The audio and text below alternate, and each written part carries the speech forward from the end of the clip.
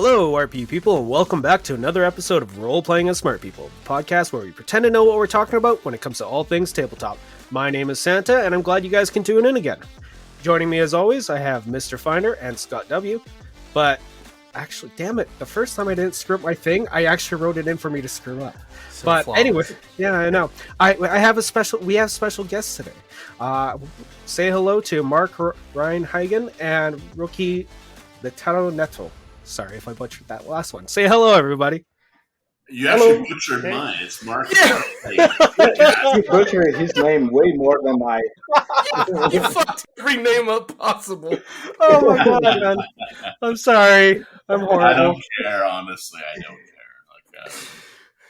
In fact, and when world building, I think you want to have to pronounce things in different ways because that's what an accent is, right? An accent is you pronouncing things in different ways, and accents and different pronouncing things in different ways is part of a world.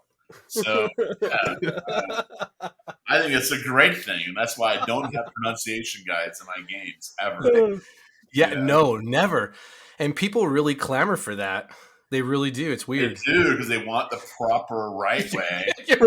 I'm always like with vampire. Well, if they pin me down, I go, well, Brusha is how the Ventures say it, and Bruja is how they say it. And who's right?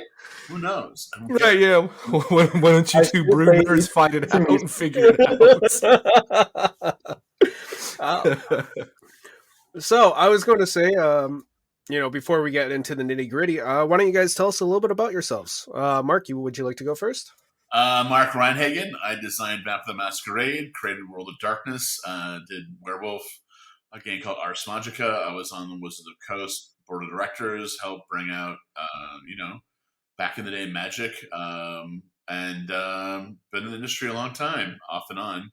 And last decade or two, I've been doing politics and political organizing in the developing countries all over the world. So, but I'm back to gaming and really happy to have done so. It's nice to be back. Oh, that's fantastic. What about you, Rocky? Well, I'm Roque Lattaro-Neto. I'm from Brazil, and I've been on Lost Lorne Games pretty much since from the start, and mostly I've been a convention manager for over 20 years. But right now I'm trying to be a writer. At least I believe I am one. He is one. He's our rules master. So we have a lore master, and we have a rules master, and Rocky is our rules master. Basically, he knows more of the rules than I do at this point, and that's kind of a frightening position to be in, let me tell you. I can't trust you as my power. It's super handy, though, to be honest. Yeah. Well, that's the thing about power is that knowledge is power, right? And so if we argue about rules and he goes, actually, Mark, it's not written that way, then he just wins the argument, right? And I'm like, fudge. Because he's got it down. That's not the way it's written, Mark. And, oh, no, not again. Give me 15 minutes, Rocky. Whereas early in the process, I go, well, maybe that's what I thought 10 minutes ago, but now it's the new thing. But now everything's written down, it's published almost. Well, we actually have a layout done.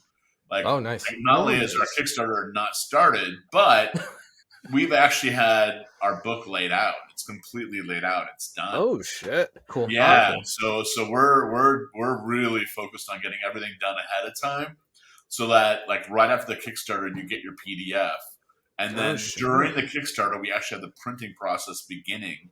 So hopefully, this time within a month of the Kickstarter being done, we'll be shipping out books. So everyone else who prints in China, right? You don't get your books for 2 years. Yeah. But we're hoping to be the company that will get your book to you within 2 months. No promises, but that is our goal for every single Kickstarter. So that is awesome. When do you plan to actually start up your Kickstarter, anyways? The Kickstarter starts on the 22nd of this month, Tuesday, the 22nd, or is it the 21st? I keep forgetting. 21st is a Tuesday, yeah. Yeah, 20. Oh, good. Wow. Are you I have a word for it, but I don't want to use it. Nah. Rain Man? Are you the Rain Man? No, so I just happen to know the 20th is it's a federal holiday for Juneteenth, and I have surgery that day, so it kind of works out. Okay, so just an accident, we'll say. Just an accident.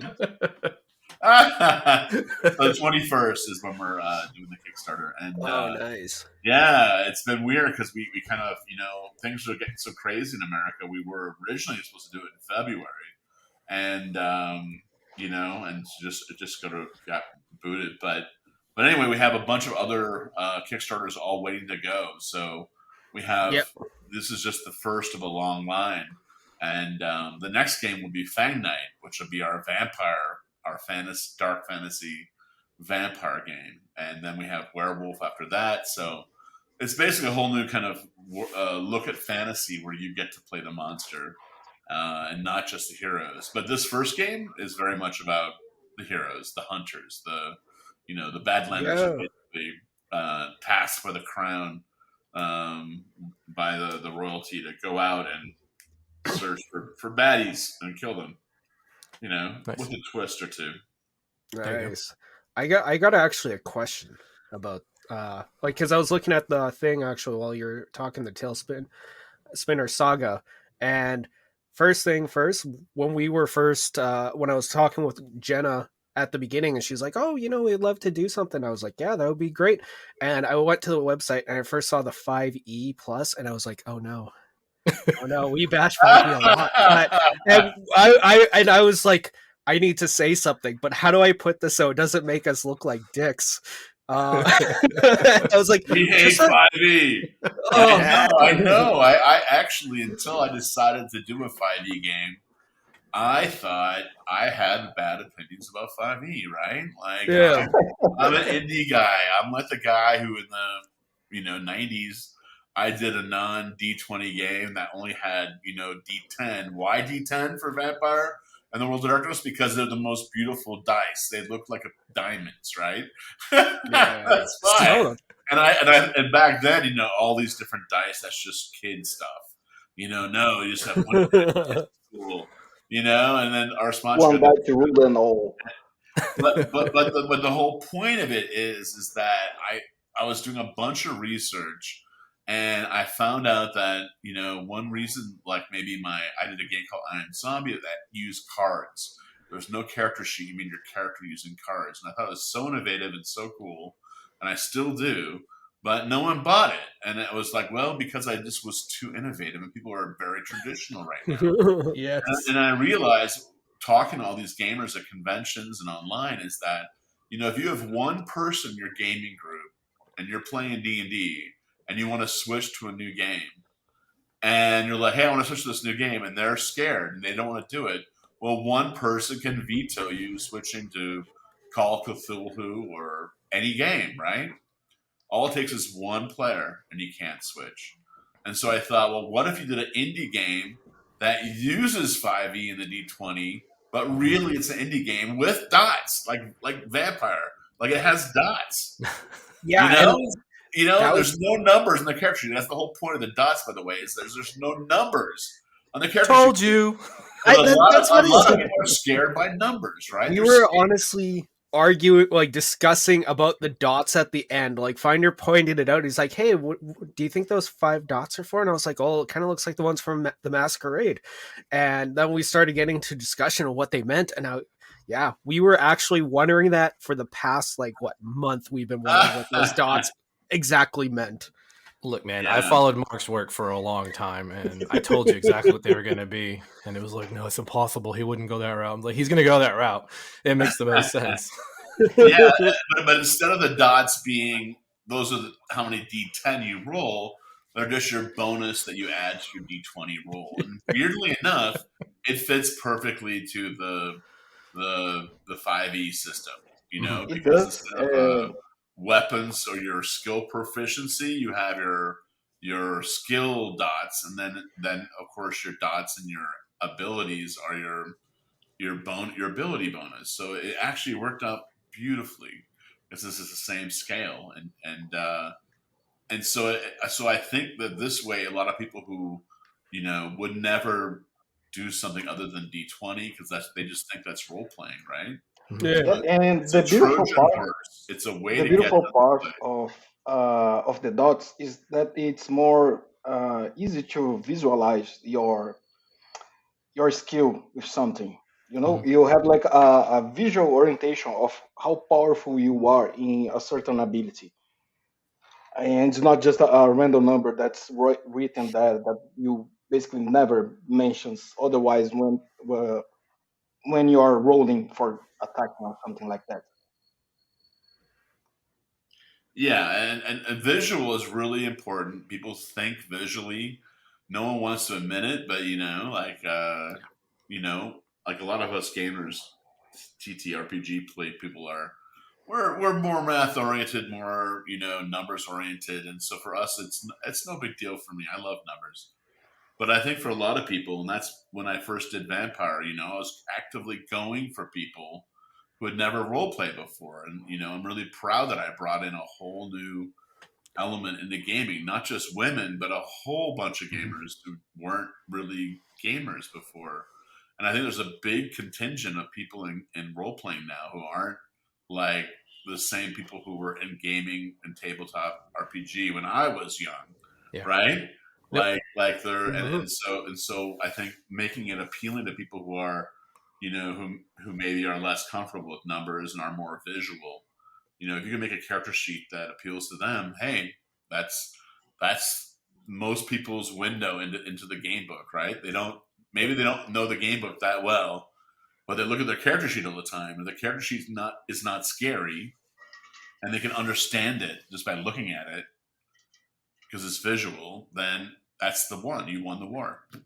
Yeah, and that's something that I've tried to convey in some of the games that I design is like, and I've heard it. I heard it from another developer, and it was ideally you can take a look at the character sheet and understand how to play the game, and if you can accomplish Absolutely. that, yeah, right. It's amazing. And it's honestly, I've always been surprised that hasn't is tough. picked up more in gaming to make character sheets fully visual.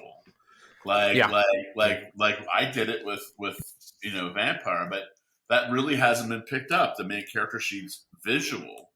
And I've always been amazed that hasn't been picked up. Yeah. Well, it's kind of funny that you mentioned like all that, because even when we were first starting this podcast and everything like that, I've read a lot of books, but it's really put a lot of things into different lights on how people really design games, how they build the worlds, and how there's usually small little cues in it that people, it's not that they disregard, but they don't notice it, and how much those things can actually impact the game itself. Like even like I was saying before with your Lost Lore games, with the 5e thing at the bottom with the 5 dots finder, if you didn't point that out, I wouldn't have caught it at all. And it's amazing how those little visual cues, as you're saying, can really tell you a lot without actually having to tell you anything. Yeah, but you didn't notice the 5 dots, huh? I saw the 5e plus, and for me it was just I literally got nervous. And nope, not going there. Not going there. Nope. Back off. Yeah.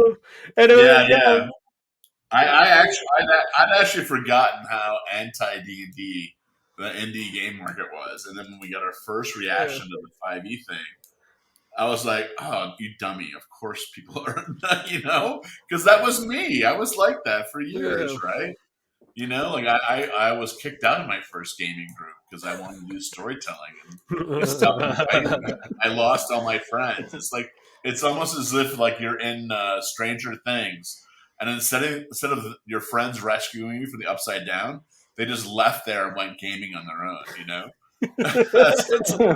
Right? Yeah. And it's all because it was only because I wanted to do storytelling and they wanted to do dungeons. Yeah, and that's the thing is a lot of people lose. We're like way off the world building topic, but a lot of folks I think have a myopic lock. Like I introduced Finder and Santa to Dungeon World because I told them my pitch was like, look, it's a cool game, it's fun, but it's, to me, it's the best of both worlds. Is we can dungeon crawl and you're going to murder things and you're going to have all the fun you want, but we're also going to have really cool stories, and how you design your character is going to help facilitate that. Yeah. And Mhm. so I think if more people kind of, and in general, we're willing to reach out like that. Yeah, the Powered map by is the so big. Apocalypse games are great. My only problem with any of those games is that some people have a really hard time understanding moves. Yes, You know, yes, they're not like well described in any of the it's just books. an impossible barrier Yeah. for like a third of the gamers. It's an impossible barrier. So like It's I really considered pulling that stuff in, and then I was like, no, I can't. It's tough because a lot of people think, well, this is the only thing I can do. And it's like, no. What do you want to do? And we can help facilitate that. The moves are sort of guidelines, but Yeah. no, so Santa gave me the same reaction recently. I told him I'm looking at taking, what was I? Oh, I told him, I told the guys that I think I have a way of taking Task Force Raven, which is a game I'm working on, where it's special forces fight the occult. Just straight fights with special forces. There's no containing, none of that thing. It's basically Delta Force versus Strad von Zarovich. No resupplies and who's the better man. Cool. Wow. Okay. I told him I think I figured out in my head mechanically how to incorporate it into 5th edition, because you're right. I think 5th edition has a real bad rap, but again, I think that's more of a player base than a design base. And if you just stretch outside the box and be like, oh shit, there's some cool mechanics in here that we can use and tweak and add to. And I think it can be, almost anything can be done. Yeah, I honestly think that people who don't play D&D see our rule system and read it, they're going to be like, oh my god, I may just want to play a D20 game. Nice. Very nice. There's nothing bad about D20. It's just a dice convention, right? Any dice convention can work, right? Yeah. Whether you're taking a D6 and subtracting a D6 from it, or you're rolling a D10s or a handful of D6s, whatever you're doing, they all can work. Yeah, I mean, a D20 is a flat D100 cut by 5. That's all it is. Yeah, and Pendragon proved rolling D20 could be a great system, right? Yeah. And so I took a huge amount of inspiration from Pendragon because Pendragon took the D20 and made it cool, and also it kept all the different weird dice. And let's face it, one of the cool things about tabletop role playing is that we have weird dice. So, in fact, I think back in my life, I was like, why did I hate weird dice?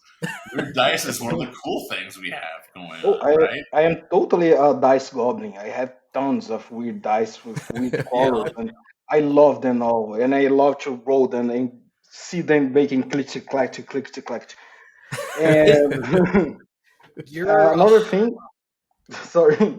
No, go ahead. Sorry. I actually had a discussion some months ago in a Brazilian RPG group where the people was talking. A lot of people couldn't even see how there can be mechanics that improve role playing. How can you have role playing with mechanics as well?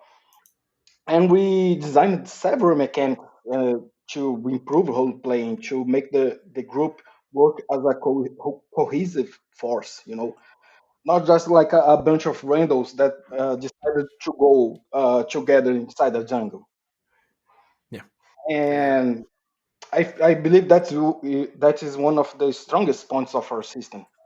Nice. Well.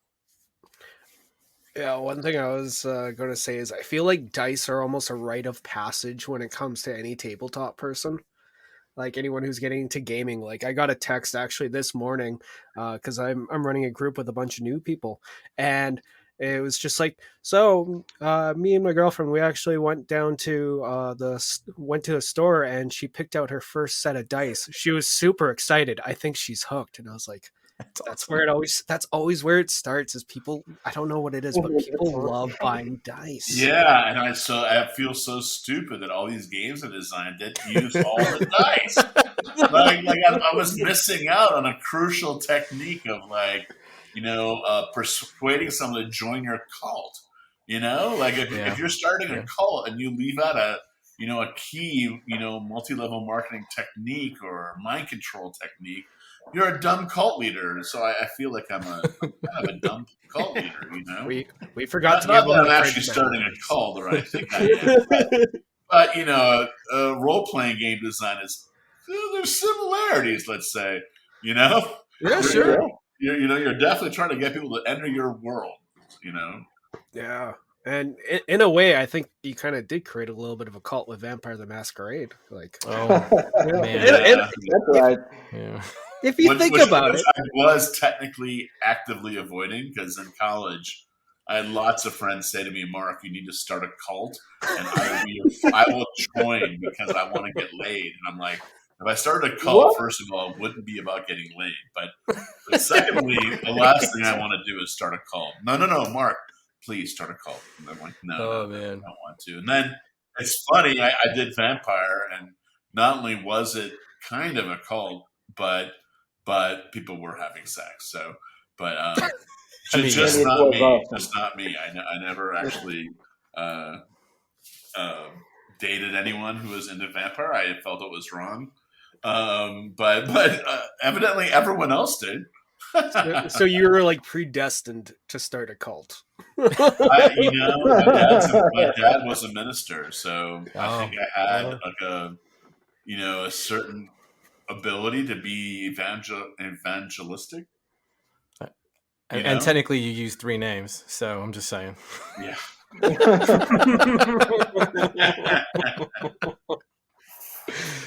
Oh, that's hilarious. I have a question for Rocky on the new game that you guys are doing. So what's the name of the new game? I'm sorry, before I forget this. Badlander. Say it again. Badlander. Badlander. There we go. We got it out loud for everyone. A Badlander, a Fury of Thorns. It's Okay. Badlanders are basically scouts and sort of ranger special forces who Explorers. work for the crown, and Right. so you're not just adventurers loose. You actually have a certain role, but your role is that of Texas Ranger types. Very cool. Very cool. So, Rocky, when you're looking at the mechanical side of the house, and so mechanics play into world building, and I think it plays into it different ways for different designers. A lot of folks will go straight mechanics first, and then make the setting fit around the mechanics. And sometimes it's a parallel development, and sometimes it's no. I want this. This is the vision I have for a setting. Now let's get mechanics to function in that regard. So what approach did you take, and what approach do you prefer?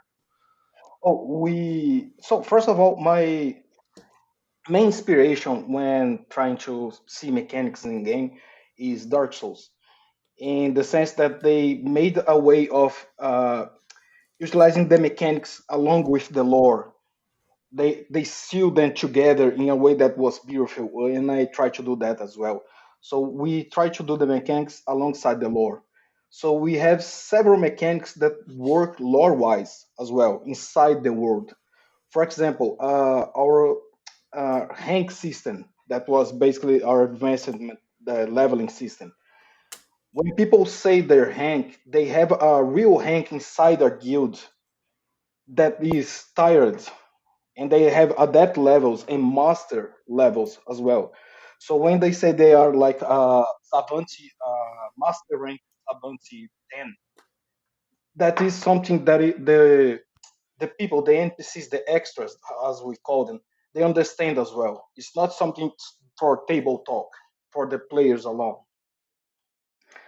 And we have other systems like the Crux, for example, that it's made basically to make the combats a little shorter, because we saw that in D&D one of the main problems is the combats take like 3 hours with fighters having 8 attacks in a turn, and the monk having 10 or more, and so on and so forth. And the crux basically is a meter of how well of your morale inside the battle.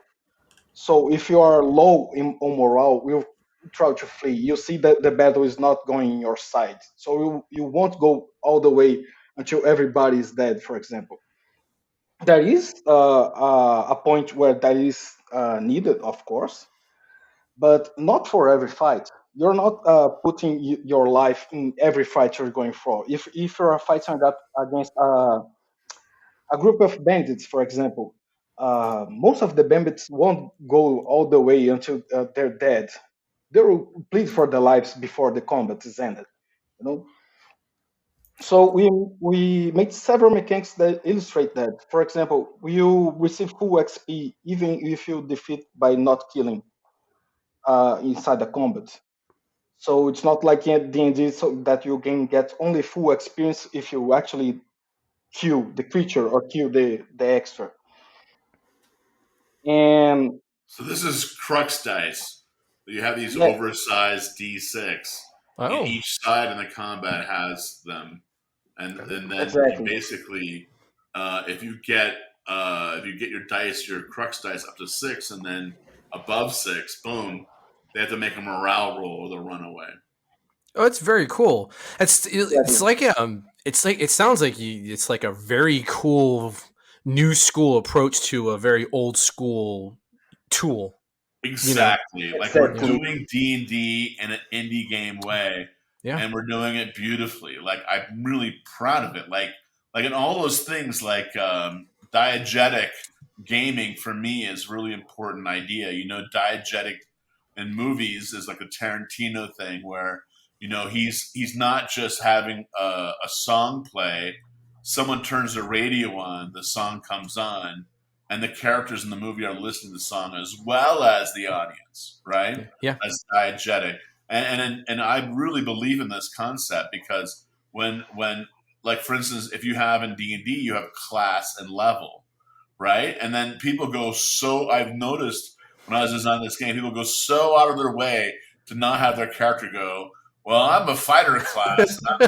Of course, your character wouldn't say that. It's a board game terms. Right. Of Exactly. course, you wouldn't say that. So, which is why in this game, you're a member of the Dusk Watch Guild, and your rank is your Adept rank 5. And then when you get to Master, that's another 10 ranks, and that's Master ranks 1 to 10. So you have Adept 1 to 10, you have Master 1 to 10, and together that equals what? Oh, levels 1 through 20. Yeah. No, that's So slick. that way you can Exactly. talk about this stuff, and we're taking these rules and making them work. But anyone who's familiar with D&D will instantly know how to play. They won't be freaked out. That's very cool too. Sorry, Sand and them know me. I live to talk about this, especially design principles. It really, with something like that, that's a good tool because when you watch a lot of actual plays or even listen to groups game at like conventions, there's a lot of this will sound negative. It's not hyper negative, but there's a lot of Mother May I's instead of I move over to the door and begin to open it. Right? It's more of can I open that door? Can I pick that lock? And it sounds like a system like this and some of the things that Rocky was describing, it really helps obviate that situation to where now it's more of a conversation at the table, like you said, and you understand from your character what they're about and what they're doing, and so now you do have a mechanized narrative.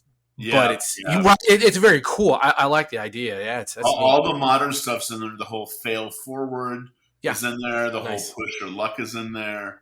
There's a bunch of board game techniques like we have zones instead of counting it. So you need, just like you need dice, you need miniatures, right? People love miniatures. Yeah. So we have miniatures, but unlike these finicky boards with like squares, we have zones like you have in a board game, like your character's in the zone. And then if your character is touching another character's base, that means you're in conflict and it costs you extra movement to break away. And then you move out of the zone. That's another movement point. And the third movement point takes you to the next zone. So we have a very simple system.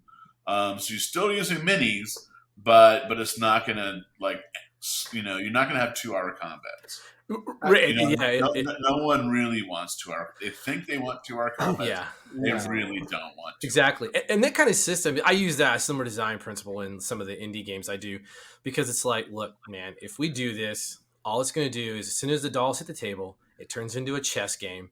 You know it. I know it. We all know it. And it's going to take forever. We're going to count and recount and up count and figure out spaces. Let's just all agree that you can move to this next 5x7 index card that says library, and all the things that would be a library are present, and let's have a fight in there. Yeah.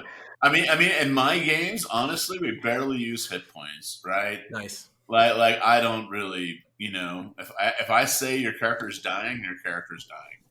It's and because I'm going for a more storytelling feel. Yeah. And okay, yeah, you rolled horrible and they rolled great. And, okay, you're dying. And that's just so much more dramatic than counting points. Now I understand everyone else needs that. I don't. So they think they need it. They think they need it until they showed a different way. And I've always designed games like they're not really for me, but I've always designed them so that you could play like me, like Vampire. Like people always complain the combat doesn't work. Yeah, because the combat was designed to work like I play combat, which is you basically ignore it. Okay, you basically just make a couple rolls, and someone's losing, someone's winning, But in this case, I'm so glad we do have these crux dice rules and ways to win without having to play on forever. Actually, we also have another interest mechanic in ways of adding storytelling to combat, and that's the initiative. Because we don't roll for initiative anymore. You choose your initiative. There you go. And all at the same time, everyone at the same time chooses. So it's not a time sync. Yeah. So it's both storytelling and tactical at the same time. Nice. That's really cool. So here's a question. I know we haven't even. It's 30 minutes. We still haven't touched the topic, but I'm honestly more curious about what's with this stuff right now. So you're saying about with the battle map and all that, how it's more like zones and connecting. Are you doing something like? Are you also adding in like things like tags or whatever to the certain zones so that people can be like, oh, this shit's on fire, or this one has a lot of cover, like. Yeah, conditions. Yeah. We have conditions. We have conditions, and we have like something like difficult terrain, and the terrain can be difficult. It can be turned difficult. We have actually some creatures that have this ability. So we have. I also designed the monsters and the stat blocks, and I have a favorite that's the Chlorosaur. That's basically a Tyrannosaur shaped plant. Mm-hmm. And it can grow several plants and roots around it and make all the terrain around it difficult to traverse. So the terrain can change at the end time of the battle as well. That's cool. Yeah, very nice. And we have several way of rules for traversing the terrain if this is difficult, if just a part of it is difficult, and this kind of thing as well. No, that's awesome. I've played whenever with my group or whatnot, I kind of did something similar with the terrain and the maps and all that. I think it's just a genius idea that I think most people should ditch the grid combat to go to something like that, because I almost find it's even more engaging because people aren't worried about, oh, I move 1 inch to the right, move one. There's no doubt in my mind that grid combat is I actually studied people playing D&D to figure out what the time sinks were. Oof. And I was actually timing with a stopwatch and I was really, really studying it. And it was the grid is such a time sink. Yeah. There's constantly fights over what this means and what you can do and what you can and blah, blah, blah, blah, blah. Can I move through that square? That was a key thing to get rid of the squares. No, that's totally smart. So did you guys begin the world building with this game? Did you begin at a local level and branch out? Because I know we talked about having the parallel. Well, this world began as my first D&D world, actually. Okay. Ooh. Okay. 14. There are things in this world, like a world surrounded by the storm, this raging tempest that circles the world, and it cuts you off from all the other realms. And this is, the multiverse doesn't exist because you're cut off. And so anyway, and then in my world, even back then, you could come through from Earth, basically, right? So, because I always loved Narnia, because it had that, the two worlds thing. Yeah. And so, so basically this is just directly descended from the first world I ever designed. I mean, it's very much changed and evolved, and lots of people worked on it, but But our goal is that this will be the first sort of multi-creator world. Like at this point, it's no longer me. We have lots of people designing stuff, and I think it's going to be the most comprehensive, sensical, detailed fictional world ever invented within a couple years from now. Nice. I mean, it's already pretty close. It's really, I mean, we have so many people working on it and so much detail, and it's something else. I mean, but definitely within 5 years, we're going to be the most detailed fictional world ever. And I know that sounds like bravado, but No. I mean, look what Ed Greenwood did with Forgotten Realms. we have a huge amount of material, and it all fits together. It's not just latched on. Everything, like we've been working on this for years together now. You know, like Rocky, how many years have you been working on this crap? I believe like 5 years, if I'm not mistaken. Oh wow! Some give or take. Yeah, people don't understand like how long we've been doing this. We've been Nice. doing this a long time, and people have been in there from the beginning. Like we've been waiting, and so this Kickstarter is a big deal for us. You know, Nice. like hopefully we can make 50K. I'm praying. I'm not going to make any money from it. I don't want any money from it. I Help want us. everyone who worked on it to get paid. Yeah. But really, it's just the opportunity to grow this world and have it expand. That's what is so exciting for me. It's like Yeah, please, we- let this world live. Let it live. It's a Lost Arm's a cool world, man. It's like it's not only it's a an world awesome being world. cursed, but it's a kind of a purgatory. It's a world in which your soul gets reborn again and again and again. You can have dreams and memories of not only your different lives in the world, but of your lives back on the earth. And you can dream about the gods. And so I think it's hard to explain it. But I think it's a world that's going to be, a very unique fantasy world for people. It's not your normal thing. That's awesome because even like we've had this conversation amongst ourselves a few times about how it almost seems like if you go fantasy, everyone when they're building their world for fantasy, they always tend to go more to the Tolkien side of it and kind of ignore any other kind of options. Yeah, that's why we went Renaissance. We're Renaissance, Cool. Yeah. But yet we still have knights in shining armor because we have these Dwemer. Like that's an idea I stole from my game Ars Magica, is that we have these different magical auras that have different effects. And so if you're in the Sacra aura, which is the church's aura, like that means gunpowder doesn't work. Oh. So each aura has different rules and laws. Depending on which aura is prevalent where you're at, different techniques and combat and powers and whatever you have, some will work better, some will work worse. And so it creates this texture to the world. And that lets us have Renaissance and fantasy, knights in armored fantasy in the same world at the same time. Yeah, without being weird about it. Yeah. Without being weird. Yeah, while you're saying the Musketeer thing, I was actually just looking at on your website that one poster you have, the "I want you to be a Badlander" and pointing at. Yeah, I'm just like that's awesome. I love that. Oh, thank you. I love that one. Yeah. The artist for that is So. He's a kid I've known here in Georgia since he's a little kid, and this is Georgia, Tbilisi, Georgia, other side of the world from America.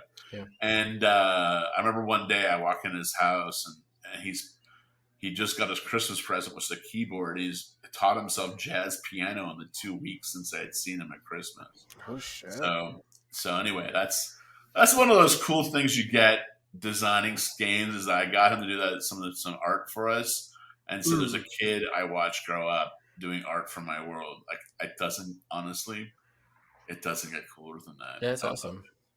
No, that's absolutely amazing. Out of curiosity, because we've talked a lot about the Badlands part of it. I'm kind of wondering, what's the civilization, or that is kind of built, I guess, to almost keep it out. What's that place like? Well, I mean, the Lost Lorne is, or actually it's known as Lorne. They call it Lorne, but it's basically there's these waves of invasions from Earth. And most of them happened thousands of years ago. And the people who came in each wave became a different birthright. And each was changed by the uncanny, by the Dwemer in different ways. And so you have the most ancient people are called horn folk. And they sort of, are furtive and live in the woods, and they have horns, of course. Mhm. And then you have these other different birthrights that come out. And the latest, and they're all called metalborn because their skin is slightly metallic. And the most recent people to come are called the pureborn. Oh, you're getting the picture here? Yeah. And so it's basically talking about colonialism, but Yeah. instead of it being just, white people, and let's face it, colonialism happened, Japanese had colonialism, right? Everybody does the things. Everyone does it, Yeah. right? It's a human thing. It's not. We can't just target one people and say they're evil. That's an evil thing to do. Don't do that. Even if you're that people, if you're just saying no, it's my people. I can call my own people evil. No, just don't do that. We're all human. We're all flawed. Anyway. Exactly, and unlike D&D, where you have like humans and demi-humans, all everborn, as we call them, all are human. The horned folk are human. The metalborn are human. The pureborn are human. There's no Fully differentiation about that. So, I mean, I don't know how much you guys want to get into this. So, did they get their, nomenclature because of gear they were wearing and brought, or attitudes, or? Well, remember in Lost Thorn, everyone gets born again and again and again. Okay. It's called Everborn because you're born, your mote, your soul is born again and again. Okay. And everyone has these rituals. Every clan, tries to do everything they can that when someone dies in their clan, they try to get them reborn in the same clan. Right? Like and then when you die, you're really hoping, and you pay the priest or the shaman or whoever to, hey, make sure I come back in my own clan. I don't want to be born. I don't want to be over with those Hansa people. They're fucking fucked up, man. Fuck those I don't want to be reborn over there. No. No, we still got time to talk about this. I'm not gonna lie to you, man. Like this, you two have, and whatever team you have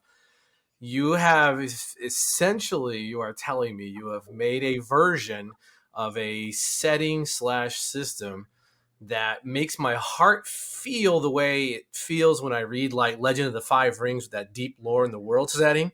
Mm-hmm. But it's something I relate to more than like I don't really want to play Bushido Code and all that. It's like what you guys are telling us right now is just amazing because it's like, oh, I'm all in on this Kickstarter. Thank you. This is crazy.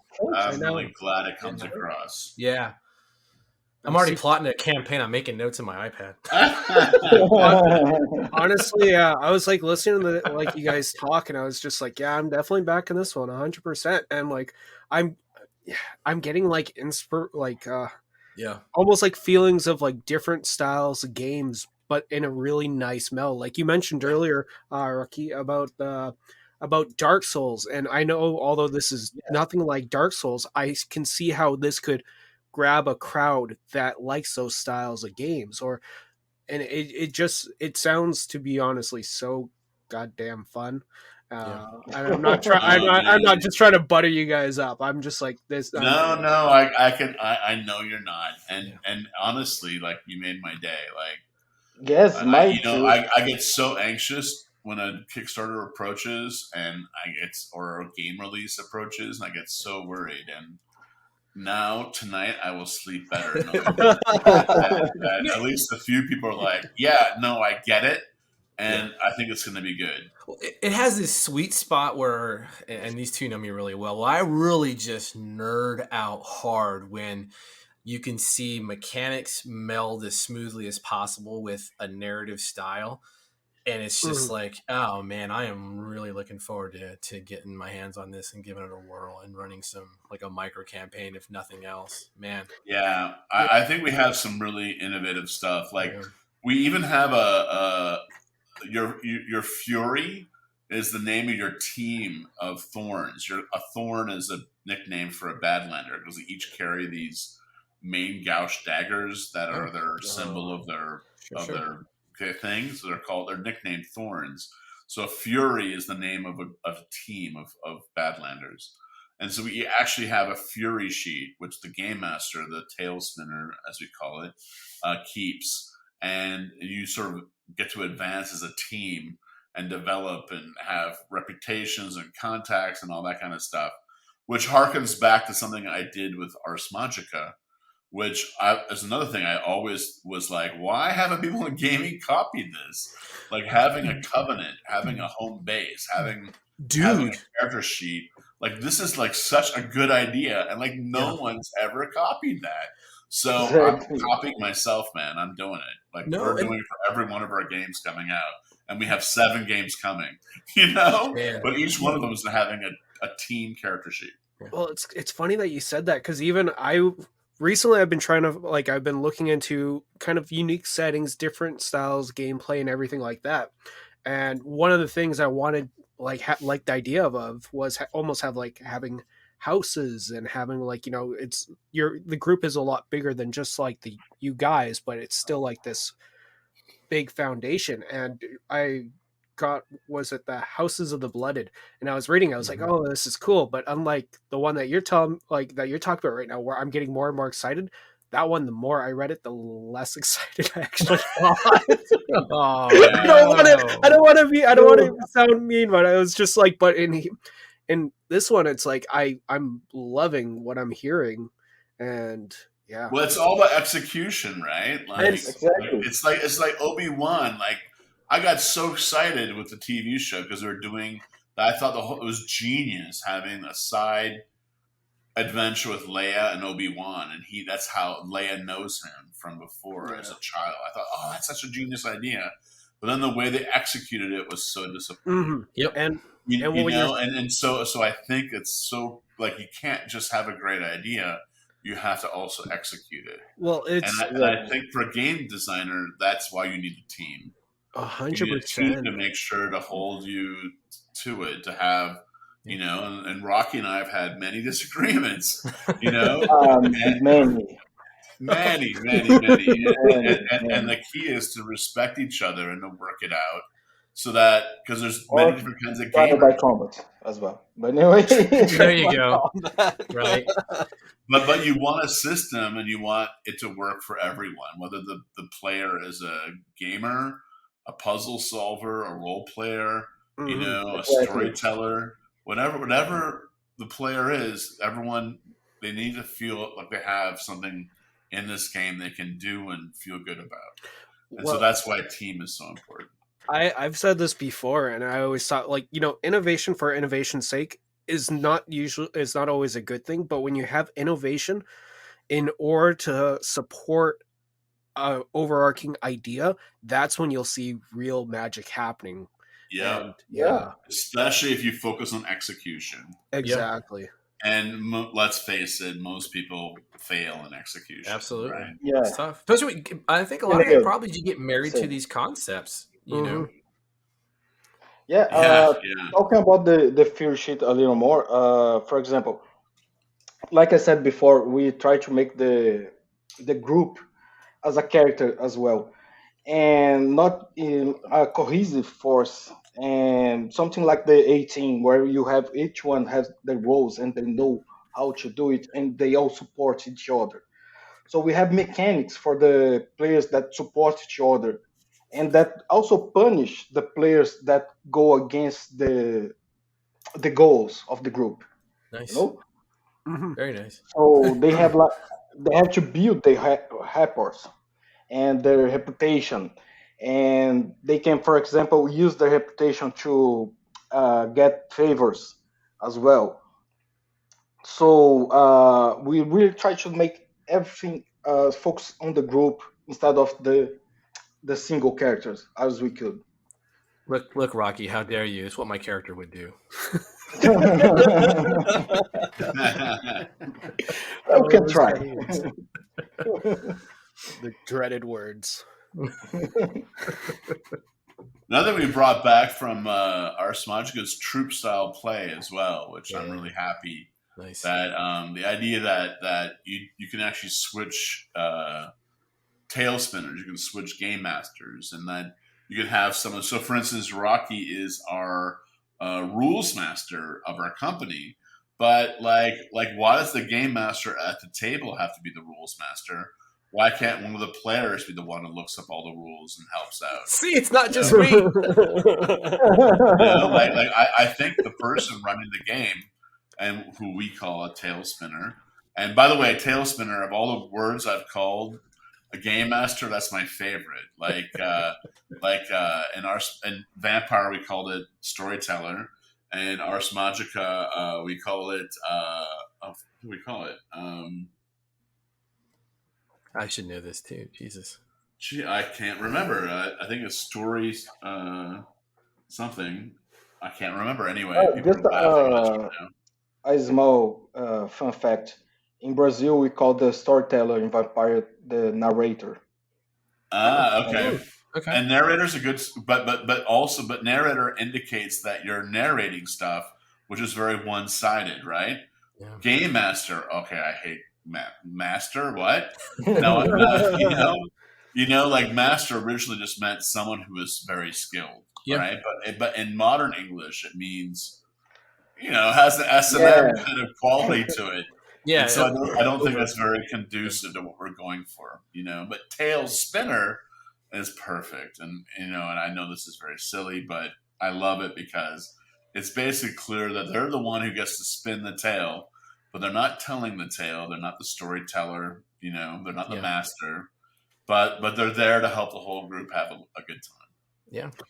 So this is going to be very off topic, but we were talking about game master and what we call these things, and I was just thinking of two situations I had in real life and one I actually had on Twitter where the people asked me, why don't you guys just say dungeon master? Like you always say game master, or you always say something else.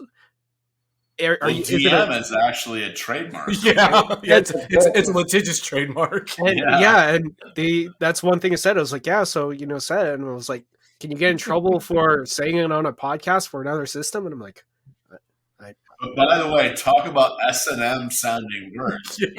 Dungeon master, are you kidding me? Like no wonder they had a moral panic in the 80s about it. My kid is what? A dungeon master? Right. What are those kids doing down there?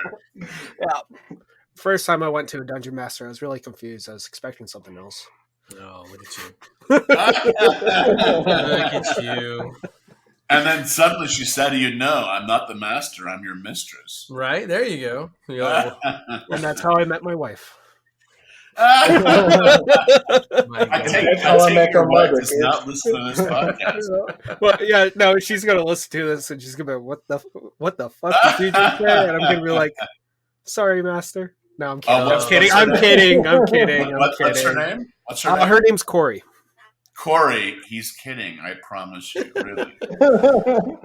I don't promise, but again, right. Yeah, exactly. No, she's used to jokes like that. I used to always say, and I've said it a few times, and she'll always just kind of look at me, but she knows I'm kidding. And I always say, I like my coffee like I like my women, dark and bitter. That was good. My wife also thinks I'm not funny, but she does laugh occasionally, and that's why I married her. Is that she tolerates my humor and laughs every once in a while. Oh, yeah, no, exactly. Or like my wife's not a gamer, and so when I run things by her, she's just like, "Oh yeah, that sounds neat." I was like, God damn it! Thank you for listening. 100%. And so the audience knows she is actually a happy-go-lucky person. I'm not forced or coerced, and there's no gun to my head at this moment that you can see. She's absolutely amazing. And I love my wife very much. This is not a script. Here's today's newspaper. Actually, this is not a hostage situation. I am not reading anything from a card. Switch clap gun noise. Anyway, I just want to say something real quick. Today is Valentine's Day in Brazil, actually. Oh. And I just want to shout out that I love my wife, and I do actually love her. And she will listen to this later, and that also she's funnier than me. And there's no game to my head. Click. Anyway. Oh my god, that's hilarious. Oh, I love man. it. Oh, that's cool. Sorry, but go on. No, so Rocky, you brought this up, and I want to ask the question, and y'all can avoid this, or you can, answer to whatever degree you want. You said that sometimes you had big disagreements on what I suppose are going to be either rules and or world building lore, right? What was your biggest disagreement in constructing the game, and who won?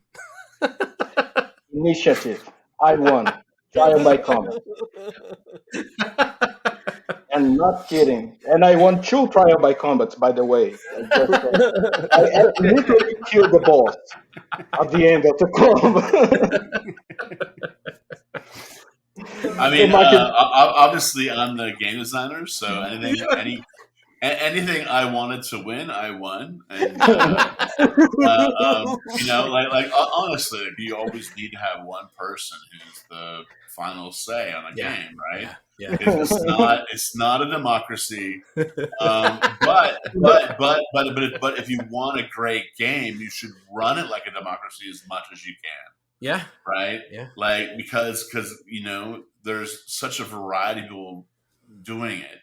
Yeah. And one of the beautiful things about games is that, unlike a movie, where the studio has so much say and can ruin films so easily just by jumping in, right? Like if you own the company, as I always have done so for all the games I've written, I own the company. You can have a veto power, but you should live your life and you should live the game design as if everyone involved has, maybe not an equal say, but that their say should be super important to you. And if they're angry, you should fucking listen. And I think that's the mistake a lot of people make. Yep. Is they go, I'm the boss. Yeah. And you'll listen to me. And I'm right always. And this thing, there's one thing I know for sure, and that is I am not right all the time. Yeah. I think I generally have a vision, and I'm often right, but I'm often not right. So yeah. And actually, I wanted to point out that working with Mark for these last years has been an awesome opportunity. He's an awesome person. I just want to point out there's no gun pointed to my head. But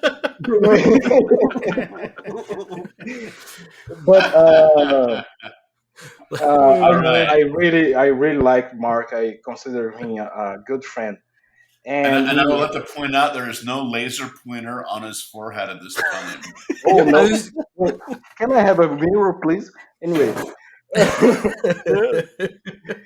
But yeah, I mean, right? So like between the two cultures that you live in, I mean, I've seen the raid, and I'm very familiar with what goes on in Tbilisi. So yeah.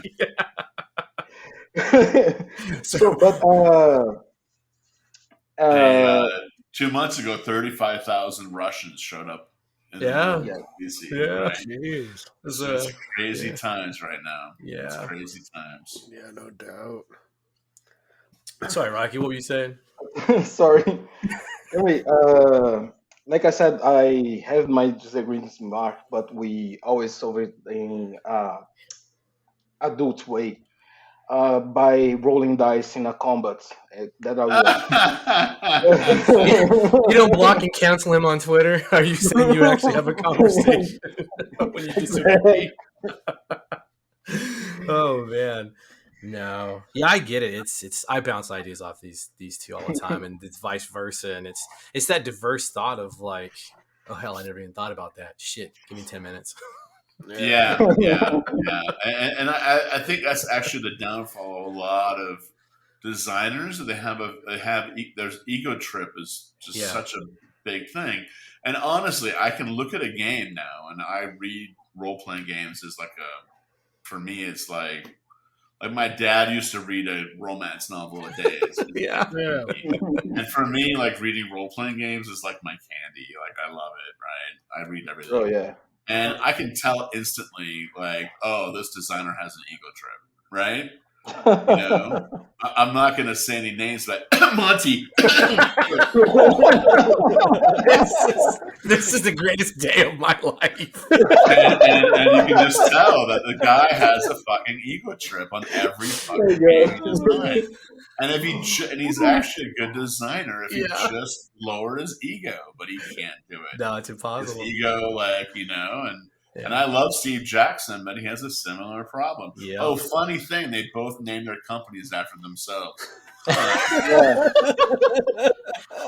Hold on, let me off to GoDaddy real fast. Oh my god! Change company name. Change company. Yeah. No, but yeah, you're not wrong. It's this weird thing, but yeah, you gotta let go. You gotta have that metaphorical ego death when you're a game designer. Yeah. And kill your darlings. Like that's the best advice for writers ever. Kill your darlings. Yep. Whatever you're most in love with, figure out what that is and why you love it so much, and then kill at least one of them every day. You know, like just be ruthless, because that's how you narrow things down and be willing to change stuff. Like that's the advice I give people all the time when they're world building, is that what world builders make the mistake of all the time is they don't change their work. Mm-hmm. They don't go, oh, okay, I have this idea that I love so much. Well, wait, it's not fitting now. What am I going to do? Oh, I guess these new ideas won't fit. No! Right. The new ideas do fit. Just change your old idea. Throw it out. Yeah. You got to constantly be like at some point, of course, you have to stop. Yeah. Right? And you can't change everything. But for as long as possible, keep things flexible and be willing to throw out a core idea. Yeah. So that the new things can fit in, because it's going to evolve. Yep. You know, and that's a great world. And that's why Harry Potter is such a great world. And that's why Lord of the Rings is such a great world, or Game of Thrones, is that all these creators were willing to throw away their ideas and they evolved it over time. Mm-hmm. Yeah, and that's the thing too, is a lot of people think, and because of the optic is all of those worlds and all those settings are drilled in, 100% perfected, and everything there is to know about it is known about it. But if you look at Middle Earth for Tolkien, there's only probably 10% that he actually ever detailed for you, and the rest is wide open game for people. But you get so locked around it. Same for Harry Potter. So that's a question for you all on this project: is how malleable is the setting? I mean, of course, it's once people get a book in their hand, they can do whatever the hell they want. You know, light on a fire, or just say all these rules suck and we're playing regular D&D. But I mean, as intended, how malleable is that setting for characters who want to explore stronghold building or things like that? Oh, I mean, for the players, it's incredibly malleable. Yeah. But even for us, it's malleable. I'm not going to lie to you. I'll tell you that one thing I'd say all the time is that we'll fix it in second edition. You know? Honestly, a role-playing game is an incredibly complex set of instructions. It's like a program, right? And you're not going to get it right the first time. You're just not. You know, there's no way. Nope. And so what you got to do is do as good a job as you can and make it as playable as you can, and don't fuck it up. Make it playable. Mm-hmm. But second edition, you're going to fix a lot. You know, there's no way around it. And I hope people still buy the first edition. Hopefully, it'll be worth a lot of money someday. But Vampire. Vampire first edition is. We did a lot of good work on the first edition, and it is very fine-tuned. Yeah, at least mechanically, and in terms of world building as well, actually. But and you're never going to be. And there's a lot of folks I listen to, and they want to be. Well, they're not. They're in the process of trying to design something, but they're so fixated on this degree of perfection, and it's just. I always try to tell them, I was like, hey. I'm not a famous designer, but I do have stuff. And I'm telling you, just kind of like you said, Mark, you're not going to get to 100%. You just can't. It's impossible. There's so much going on. There's just impossible. Do as good a job as you can. And plus, modern games are so bloated. Yes. Like they're twice as many words as games were in the 90s, and it's crazy. And we managed to do amazing things with 140-page rule books, and now it's like, here's rule book is 780 pages. Enjoy it. And it's crazy. Like, no one wants to read. No. That's why I have a rule in the company. None of our rule books will be over 288 pages. Yes. Smart. And in fact, Badlander has too many words, and I said for Fang Night, which we're writing right now, the second game, the vampire game. Yeah. I'm like, I want 25% less words in Nice. each of the two books. Like let's just cut our words down, and so there's more room, and it just feels more open, And each of our Kickstarters, there's two books. There's like a player's handbook and a game master's God guide, damn you, right? Mark. So it's like, actually, it is insane amount of pages if you count both books, right? Yeah. So I'm like bragging. We only have 288 pages. Oh, but we have two books. Yeah, but the focus can be on what you need for the table, right? Like you said. Yeah.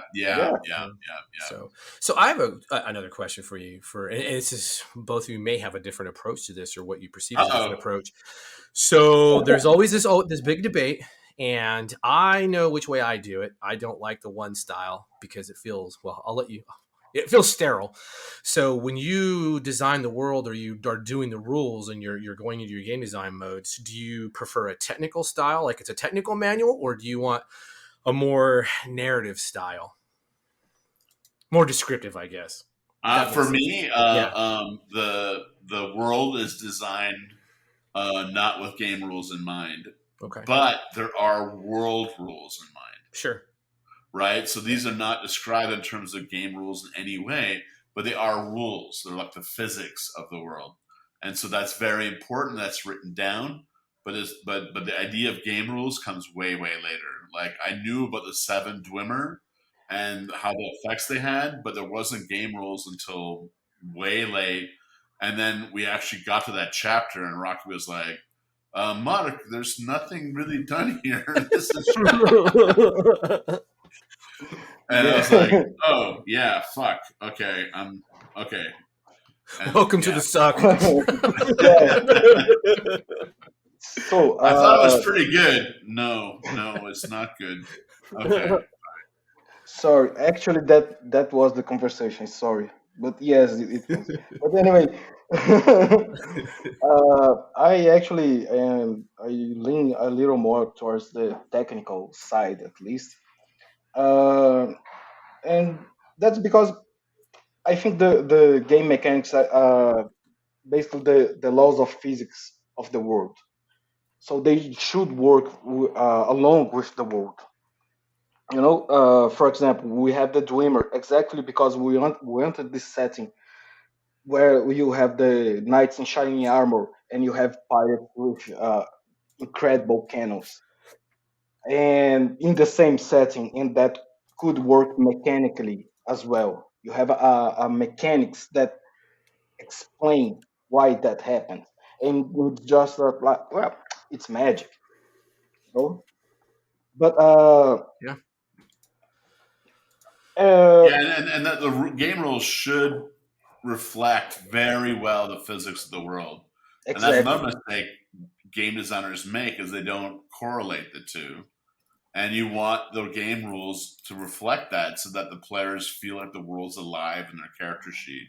Yeah. Right? Yeah. And so we've done that in a variety of ways. So I think that it will feel very integrated. So we try to make the rules in a way that's a lot of leeway for the table spinners to ignore the rules and do whatever he wants that he thinks in terms of story will be better. But at the same time, we have rules that explain why something happens the way it happens, so the table spinner can ignore knowing what could happen if he used that rule. You know, Yeah.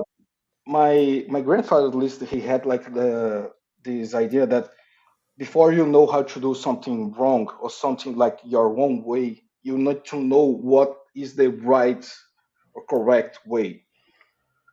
So we do thinking about that. You have rules if you want them, but you have rules to ignore as well. Yeah, sure. Well, one thing just for the audience, if they want to find what you're currently working on or want to reach out and ask some questions of their own, where can you be reached and where can they look for information? Well, it's Badlander on Kickstarter. Just type that in, and you'll find it. You can sign up your email and leave it there. And the Kickstarter starts at I believe 10 o'clock Eastern Standard Time on the 21st. We also have lostlorngames.com, and you can go there. And we're always looking for new members of our team. So yeah, if you want to join us, we're really digging it. And basically you can work your way up. So, obviously working in gaming, you're never going to make a lot of money, more than likely. But every once in a while, people do make a lot of money, right? Like most of the Coast people sure did. Yep. All the people who worked with me over the years, a lot of them went on to start big companies and made a lot of money. Yeah. Anyway, we see ourselves as being like a place to teach people how to be gaming professionals, and our goal is to have the next generation of people being big in gaming to come out of our, out of our system. So yeah, we're if you're interested, we're really interested in people, especially from radical diversity. Like English as a second language, no problem. Yeah. Handicap, no problem. From a developing country, no problem. I personally am very interested in people who haven't normally had a way into the gaming industry, right?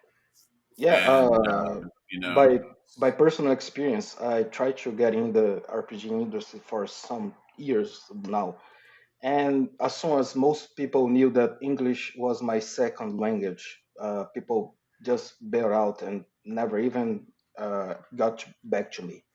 Oh, So this Jesus, was a man. great opportunity. Yes, that's something that happens in the industry a lot. that's crazy. yeah, most companies are interested in their bottom line, right? Yeah. And we have a different attitude, which has been always my attitude, which is if you make a great product, they will come, right? If you build it, they will come. If you build it, they come. And it's always worked before. I hope it works this time. We'll see. And also we have a Facebook group where we talk about a lot about the game design, and we also have a Discord server that I will link for you later if you want to. Lost Learn Games. Yes. fantastic. I'm going to put all the links in the description of this episode. So Appreciate that. Oh no, 100%. So if anyone is currently, just looking at their phone, they can click on those links, have it right there. If you're driving, wait, don't be stupid. Yeah, please don't die. Yes, Please don't die. Yeah. We don't want anyone to die. No, Yeah. that's a loss in sales. No, I'm kidding. Yeah. Keep in mind, you're a potential customer. Like you must exactly. live. We care about our protection customers. Please be alive as much as you can. Yeah, exactly. Yeah. Scott, Finder, you got any final questions? Probably billions, but no, I'm good. I'm good as well. All right, folks. Well, I'd really like to thank our guests, Mark and Roque.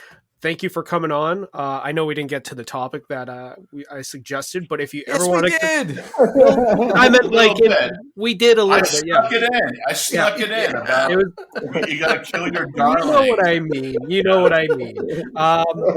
But if you guys ever want to come back, please do. This was a lot of fun. I know I didn't really say much, but I was enjoying this conversation the whole entire We'll come back for Fang Night. Like a year from now, and that's going to be our big bang, I think, because of I'm known for vampires. So we started with Badlander to kind of get our feet, but Fang Night's going to be that's hopefully our first $1 million Kickstarter. We'll see, but we're building our way out. We have 3 more before then. We're doing one Kickstarter every quarter. There you go. That's dope. We're in gear and we're ready to go. We're ready to play ball. I did have actually one more question. Oh my god! Yeah. Well, Because I was looking at this and like, Fang Knight, Bane Knight, I get those ones. What is Veil Knight?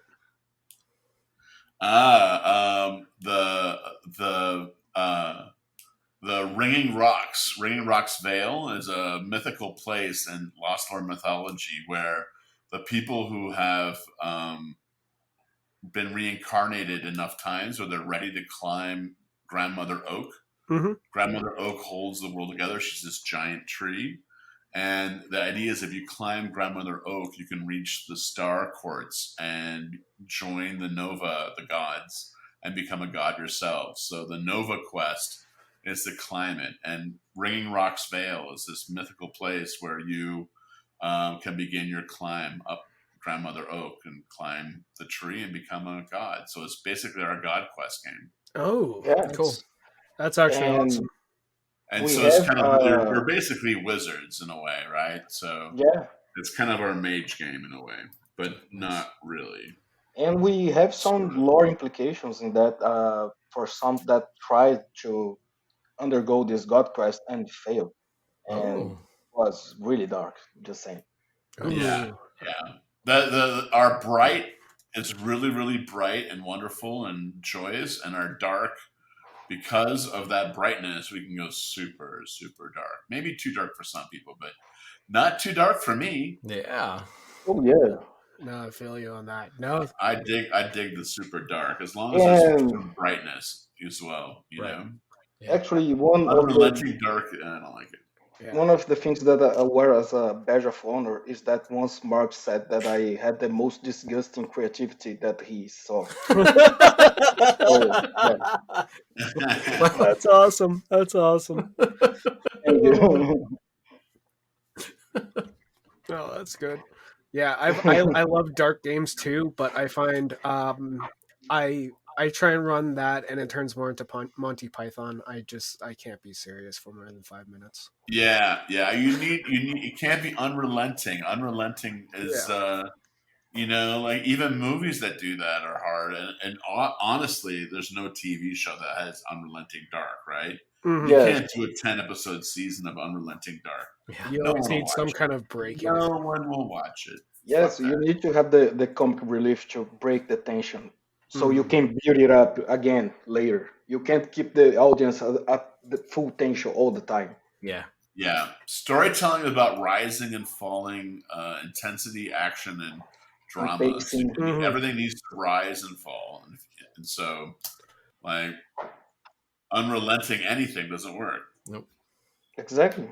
And just a little fun fact as well that I just remember about the world building, since it's the name of the episode. We have our bestiary. It's like made as a naturalist guidebook. So there you go. We have scientific names for the creatures, even mechanical ones. It's literally like a naturalist going over and exploring and detailing the records in a guidebook. Oh, and by the way, when you kill monsters, what we call Skurgan, what you're doing is they don't have motes; they have shards, motes that have broken into pieces. So by killing the monster, the Skurgan, you're releasing their shard, so they can find its way home to the other shards and reconstitute itself as a mote. Huh. So you're not just killing a monster, you're allowing that shard of a mote to find its way home. Exactly. Nice. No, that sounds awesome. But yeah, again, thank you guys so much for joining. I've had a blast. I hope you guys have had fun. Yeah, you guys are a lot of fun. I had a lot of fun. Oh, that's good. That's good. If anyone liked this episode or have any questions, email me at rpsmartpeople@gmail.com. If you hated this episode, please send me a tweet on Twitter at rpsmartpeople. And, because we actually don't get enough criticism. Every time we release an episode, Scott says to me, he's like, we're going to get so much hate for this. We haven't gotten any hate really yet, so I'm a little bit surprised. Oh, shit. Rocky, we gotta send some hate mail. Please do. And also, if you're an indie RPG designer, please reach out because I want to promote your work. I want to try and promote the people who Yep. have small platforms, who have these passion projects, the one-man teams, send me a 60-second audio clip just describing your game. Give me some links, and I'll also put it in the description of the episode, because Don't wait. Do it now. Yeah. Get publicity. Do it. Yes. Absolutely. Don't call it Do now. it. If you call it, Do not wait. Do it right now. yeah. Yes. I'm sorry, just going through that commercial in my head now. But yeah, thanks a lot, everyone. You'll make it more natural eventually. Yeah.